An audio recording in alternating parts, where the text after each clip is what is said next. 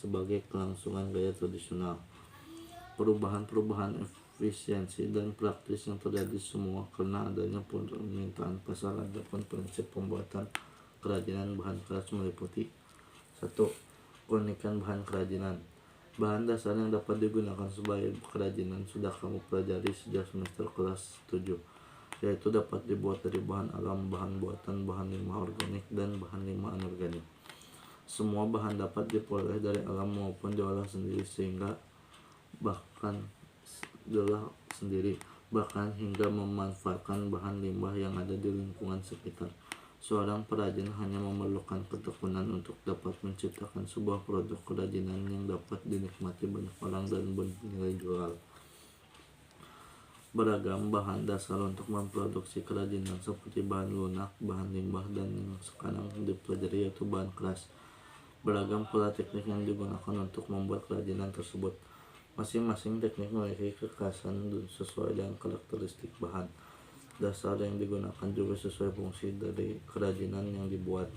Teknik pengadaan sebuah kerajinan pun dipengaruhi oleh alat yang dipakainya. Sebuah alat dapat mempercepat dan mempermudah produksi kerajinan. Teknik pengadaan sebuah kerajinan pun dipengaruhi oleh alat yang dipakainya. Sebuah alat dapat mempercepat dan mempermudah produksi kerajinan.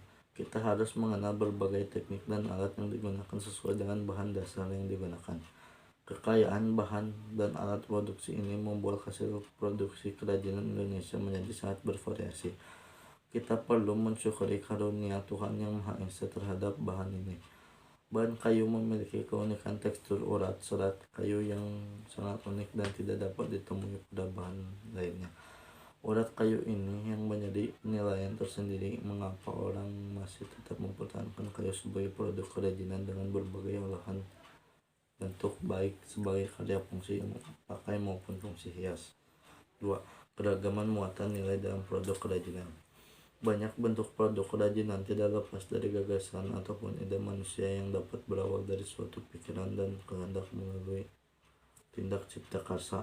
Apa yang selanjutnya dihasilkan dapat merupakan seperangkat karya dengan muatan pesan tertentu yang sangat ditentukan oleh penciptaan kreatif manusia.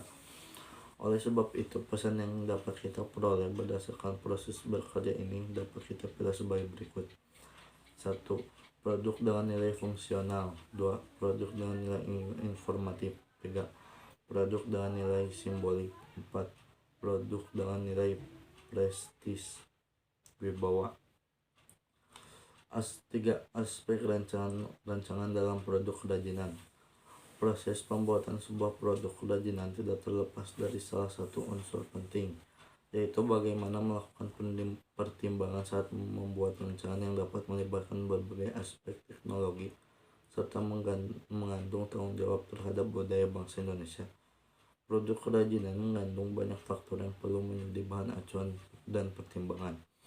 Adapun faktor-faktor permasalahan objektif yang diperlukan untuk diketahui sebelum perancangan adalah sebagai berikut.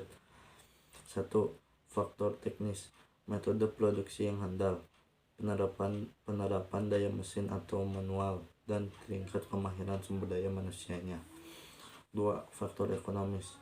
Pemasaran yang tahan persaingan, sistem pemasukan atau distribusi, kebijakan penciptaan hak cipta, nilai jual dan keberadaan suku cadang, sumber daya bahan dan alat, serta selera masyarakat terhadap produk tersebut.